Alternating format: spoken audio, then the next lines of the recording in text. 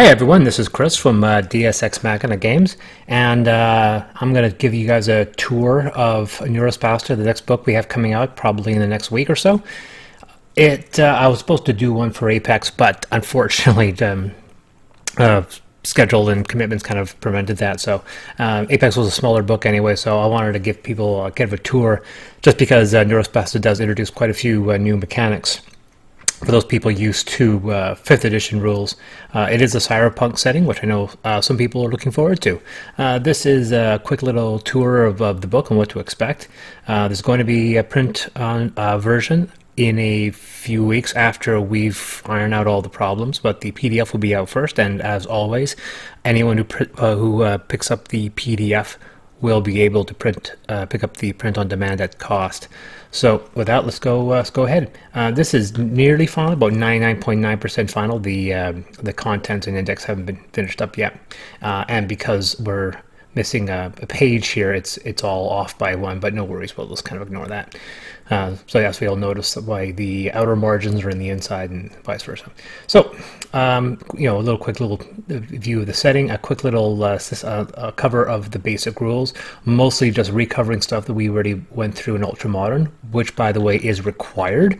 This is not this is an expansion on Ultramodern 5, so that book is required. If we had to reprint all those rules, it would just cost people more money, and most people have already picked up Ultramodern, which by the way has been fantastic. The sales have been astounding. It's the most successful book that we have ever put out by a large margin, so I'm really looking forward to putting out new content for it. So we've had some new expansions regarding skills and proficiencies, mostly just expanding computer use to make room for programs and computer hacking. Intelligent engineering has been slightly expanded as well. We've also addressed some of the rules regarding the techie and the medic in regards to the new cybernetic organisms that you can control and play, and some quick rules on diving. Now, this setting is very much a political cyberpunk story. It takes a lot of inspiration from more modern age cyberpunk stories and not the classic ones from the 80s that a lot of current games have been trying to tap, is trying to go back to that retro cyberpunk theme, where I'm trying to go with the more new age cyberpunk. I've been heavily influenced by the works of Masami Shiro, who did Ghost in the Shell and Appleseed, and there's a lot of elements from that, and a few of the other modern, newer science fiction cyberpunk style stories. Some people don't. I think I would definitely push Minority Report in there as well, but this has definitely got a political edge. There's a lot of detail that we try to put in, so we'll get into that later. But as a result, because it's kind of a newer age dealing with transhumanism and so forth, that mostly everybody can be cybernetic. It's not a garish, giant robotic arms kind of thing. It's more about how much we can make a human more powerful while still looking human, but because nearly everybody has a cybernetic implant in their brain that allows them to access the internet and create virtual environments in the same way that people can do that with Google Glass or the HoloLens by Microsoft. Now these elements can be hijacked, and so the class we'll get into, which deals with hacking, is called a free diver, and then these rules regard being able to not only dive into computers, networks, robots, but other people as well. And so this is a quick rundown of how the rules work. Basically, everybody, even PCs and NPCs alike, will have a firewall, which is similar to armor class as well as your traditional armor class value. For races, we've got 4 new ones. Now, of course, races in traditional deal with specific species, so race has never been an accurate designation towards this, but we're still keeping the terminology. But in this case, we're referring to the levels of transhumanism and what people can tinker. So race obviously doesn't apply to what we apply to race in our modern world, so the race is basically covers into eugenics, which are genetically engineered, the prosthetic, which is a human that's in a full prosthetic body, the trueborn, which is basically a human, and a virtuant, which is similar to a prosthetic but has a artificial intelligent brain. So virtuants are closest things to being a conscious AI. It's not a robot per se, but although you can look human or you can look like a robot, your brain is what sets you. So it's very much about who you are as a person and not your ethnicity, because obviously because of the tinkering with stuff like prosthetic, you can change your gender and ethnicity quite easily. And in line with 5th edition, we have backgrounds that are setting specific, same thing we did with Amethyst. And we have one new class, just one, because we're keeping all the classes from Ultramodern, so reprinting them wasn't terribly necessary. So we have one new class, the Freediver. Because we're introducing a lot more mechanics down the road, especially dealing with robots, programs, and so forth, we wanted to keep the Freediver somewhat more traditional, so that's what he uses, or at least looks like he uses a traditional spell system. It's a bit more advanced, but it doesn't seem like he's that powerful, especially considering that most of the diving abilities aren't area effects, they're direct person-to-person attacks abilities. So they seem on the surface to be less powerful, but you're able to enhance that with programs, which we'll get into in a second. So you'll see he has some abilities you can get, and then dive talents. And dive talents are very much like spells. There's 4 levels of them, most of them dealing with psychic abilities. And so we call them psychic abilities, even though they're not. They're just virtual, like virtual hacking abilities by accessing a person's brain remotely. But it's not really paranormal in any way. And like spells, there is cantrips in the form of hotkeys, which you can use anytime, and then the 1st, 2nd, 3rd, and 4th level abilities, which are more powerful, and they go from anywhere from damaging abilities and full on hijacking the brain or even rewriting the personality of the person. So once again, very much inspired by those classic or those new age cyberpunk stories. There's quite a few, and we'll get into some of the things you can do with them when we get into programs. There are archetypes, and like 5th edition, what we did with Ultramodern, archetypes are not tied to specific classes, so we have a couple new ones, the Hack class, Dominator, Ghost, and the Robotologist. The first 3 are both based on hacking, and the Robotologist is just dealing with hijacking and controlling robots. So we'll get into robots in a second here. So these 3 classes give you capabilities of using dive talents from the Freediver, so you're not bound. You can actually have a normal class and have one of these hacking archetypes, so you can basically give yourself some basic hacking abilities without having to have the Freediver class. And then we'll get into gear. Now, once again, we're not bringing over all the traditional gear. You have that in Ultramodern 5 and even stuff from the 5th edition Player's Handbook.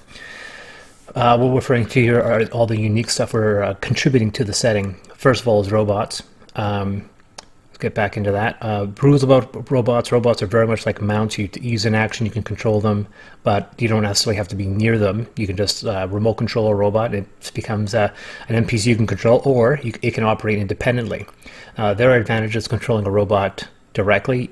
You can boost its abilities via control bonus, and so you can make a robot you buy early in your character development still more powerful later down the road, even without spending money to upgrade it. And then we have Cybernetics. So Cybernetics, we start with the seed. The seed is your cybernetic implant in your brain that's able to hijack your it's basically able to override your stimuli in case you wanted to create a virtual experience and so forth. So it's very useful for that. But obviously less reputable people have been able to hijack it, although it's quite difficult in the setting. So of course we have different variations of seeds. Everyone gets one at character generation, and then you can get extra ones. And now these are kind of important just because these tell you if you are a hacker, some of them will give you bonuses to your firewall attacks. Some of them will give you a larger capacity of implants, as we can see here. And also programs. Now, we'll get into programs in a second, but programs are basically both buffs and attack abilities that you can store in your brain. And obviously something like these guys here, the Hacker Custom Fit, has a lot of storage capacity for programs, where some of these other ones here are not so. So obviously a hacker is going to try to go for the more powerful ones, and we try to create a balance by making them a lot more expensive, obviously.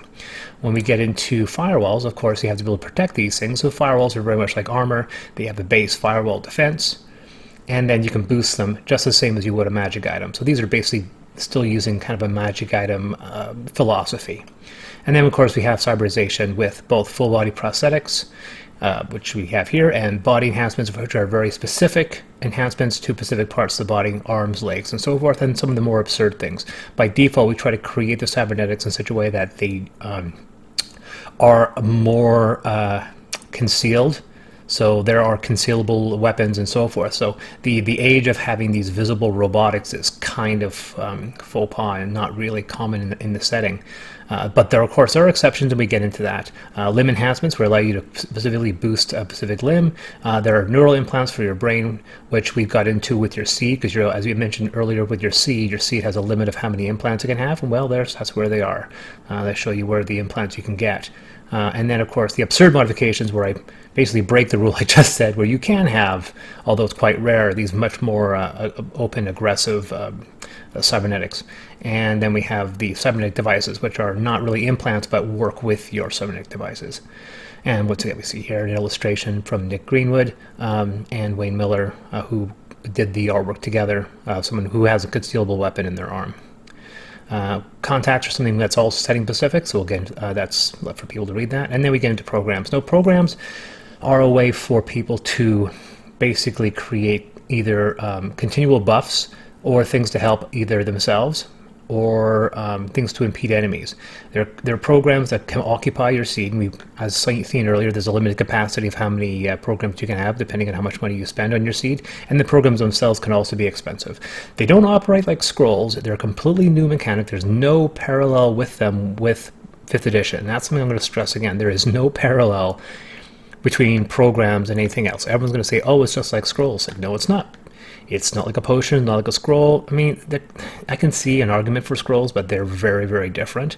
For example, if we go into some of the program examples here, something quite simple. Auto drive allows you to control a car without having to use your hands. Diagnostic for taking out. But we see stuff like this, like delay malware. This is one of the malware programs, actually quite a few. Doppelganger malware and so forth. Now, these things have one common ability. They allow you to put your dive talents, which are the spells in the setting, into a program. Now, when you write the program, you use up that dive slot or / spell slot when you create it, but not when you use it. So you could use a doppelganger malware or the delay malware we saw here as a way of circumventing how many dive talents you can use in a day. Now, obviously, because a program, once it invades, has to finish its course, you can't use a delay malware on the same target at the same time, or hit them over and over with the same virus, because they're already being affected by it by the first time. So as a result, you have a limited number of how many these things you can put into your seed, and then you can only hit an opponent usually once. So there is some balancing mechanics, so you don't put your most powerful abilities into your malware, and then you can't just hit every single target over and over with them. So there are some limitations. And you can also, and these are all programmable in such a way, so when you see your abilities, you can say, I want to delay malware, and it's going to have these talents, and you can also implant other instructions, like being able to attack other targets, try to crack their firewalls, and then propagate themselves like a virus. But by default, you actually have to create them that way. We have some other ones, filter all, which are additional defenses, and some of these are like denial service, fabrication anchors, which create virtual items in your visual stimuli. We have hyperware, which is another malware you can create, and some others. Now, these are not just the domain of just the hacker. Normal characters can actually purchase these or get a hacker to create them for them, and some of them are very, very useful. Some of them are defensive, sorry, and some of them are very much useful in groups when you deal with allies. And then we have generic programs, which are like video editors and circular archives and image editors and so forth. These are standard programs that occupy spaces. And so, yeah, we'll get into a bit more when we see the monsters. And here they are now. So monsters are basically, first of all, the robots. Now, as stated, you can actually purchase these robots, and they can be opponents. So if you buy a box house droid, it has something called a control bonus. You see right here. The control bonus is basically its proficiency bonus. Now, if you remote control a robot, you can replace that with your own. So if you're a 20th level character, you can replace this +2 to a +6. So its attack bonuses and other abilities go up as well. There's still an upper limit of how powerful these things can be, and there are more powerful ones you can get. I mean, the box house droid is a challenge rating 1, so even if you give it a +6 to attack, it's not going to be that powerful. But when you go into something like the XRO, which is this thing right here, challenge rating 12, control bonus 4, once again, you're not going to give it that much of a bonus if you are a higher level, and on its own, it's pretty good on its own, right? And there are other ones you can get. So these are all opponents, and they can also be NPCs that you can control. And there's various versions of that, and we get past those into the traditional opponents, like we have general opponents like these prosthetic characters, characters that are more in power armor and so forth, specific characters to the setting, and so forth. And then we get into servers. Now servers, one of the things we stayed away from when we were developing hacking or diving in the setting is I didn't want it to be graphically represented. I didn't feel that there should be a tabletop where characters move around a board. It didn't really make sense given what computer hacking would really be like. There wouldn't be an occupied space, as that's very much a cliche of the 80s cyberpunk. So when you deal with these servers, they have many layers that you can attack, and of course you want, every time you attack a layer, it can defend itself, or you can go in there and not be noticed, and you can either hijack things, or if it responds, it can respond back to you. And the further you go into these layers, the more powerful that server becomes, and the greater chance it will detect you and make your counterattack. So of course the success of a dive is getting as deep and succeeding in what you're trying to do, and then getting out without it noticing you. So these are not opponents that you have to go in there and attack and reduce their hit points down to 0 and defeat them. That's not exactly how this works. When you're going to attack one of these networks, the first thing you want to do is figure out what your goal is and see if you can get in and get out as soon as possible. These aren't combat scenarios. You don't have 5 characters rolling initiative. This is a quick in and out, hopefully as quick as possible, because the chances are not every character is going to be a hacker, so we don't want to waste time spending a lot of time on the hacker doing his business, because he's the only one who's going to be doing it. And then we have over at the end here some actual freediver characters, and you can see an example here of a pre-designed worm that this guy has. So he has a time freeze, which is I think a 4th level ability, and automation, which allows this worm to concentrate on time freeze without the character having to do it. And then he has a radial fissure, which allows him to, a radial fissure which says next instruction within 60 feet. And a radial fissure means the next attack, which is the next attack in the profile, firewall attack, will attack every target within 60 feet. So when this thing goes in, the first thing it does is it freezes the target in place, and it sustains that for the length of time freeze, which I think is an hour. And then it simply goes out and attacks every other target within 60 feet that the other target can see, attacks their firewall, and then copies itself into the breach. So this can obviously propagate itself to everybody. So it's a very, very powerful virus. And it'll continue to do that until it's stopped, or until this character decides to stop the effect. And so that's one example of a constructed worm. It's actually a pretty advanced one. Most likely you'll probably have 2 or 3 instructions. This is a much more advanced one. Like this one over here, for example, it's just a simple single instruction, a Gauss ability. And then this one is 2 hotkey abilities stored in one.